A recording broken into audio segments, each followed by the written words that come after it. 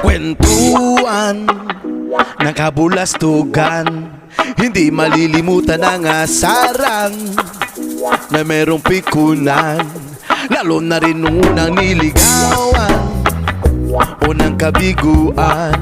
At dyan nagsiseryoso ang usapan at pagdadamayan na tunay at tapat na kaibigan. O mga buwang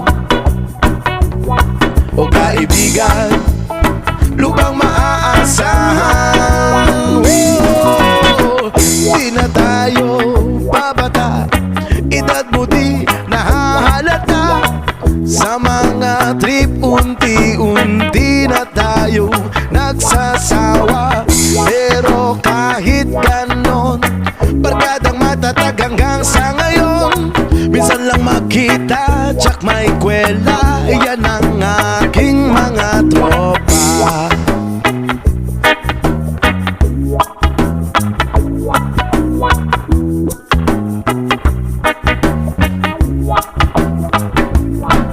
Inuman pang magdamagan, minsan inaabot pa ng ayaan na kung saan-saan, na para bang walang kinabukasan at kahantungan.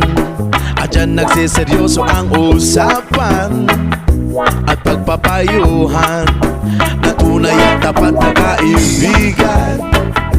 O mga baliw o kaibigan namang nakakaaliw.